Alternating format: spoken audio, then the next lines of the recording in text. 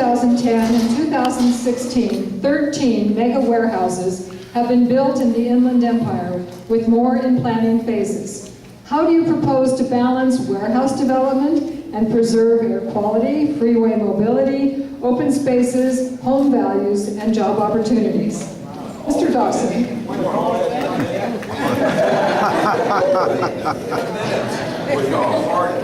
Okay, I'm not going to be approving any more warehouses. I'm going to be no vote on warehouses.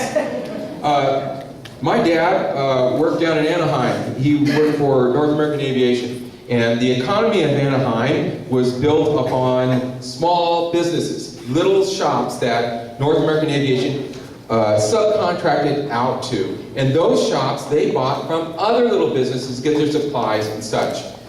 That's the kind of economy we need locally. Those were good jobs. And even after the Cold War wound down, those people, they were the innovators. That's how come Orange County's doing so well. Warehouses, that's dead end. Those are temp jobs, those are seasonal, they're being automated.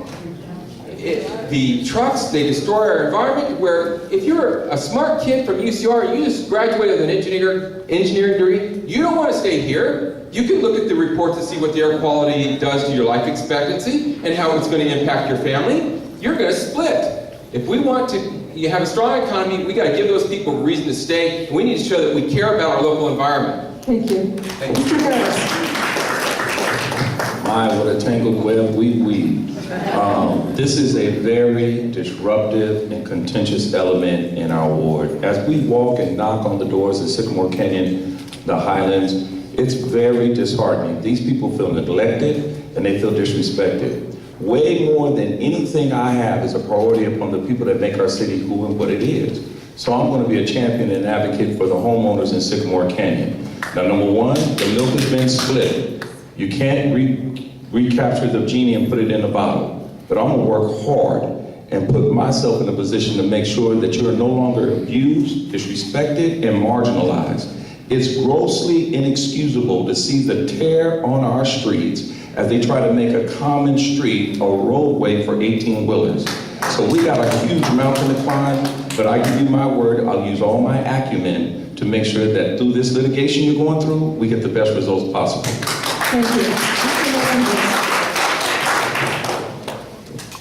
Quality of life is so important, and when we talk about the mega warehouse in Sycamore Canyon, I was a council member that made the motion to oppose that warehouse.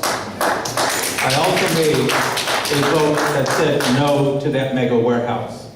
How are we going to balance our roads, our diesel traffic, and development of more warehouses?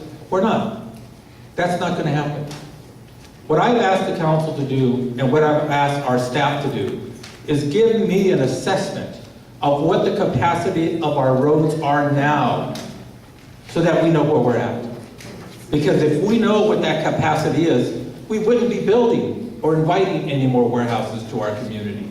We know that we're going to be impacted by the Moreno Valley warehouses. We know that is a fact. That case is over and closed. But what we don't know is what is our capacity. We've already seen our freeways backed up. We've already seen the cut through traffic through our neighborhoods. Now it's a matter of finding what we have now and create some traffic calming measures. Thank you.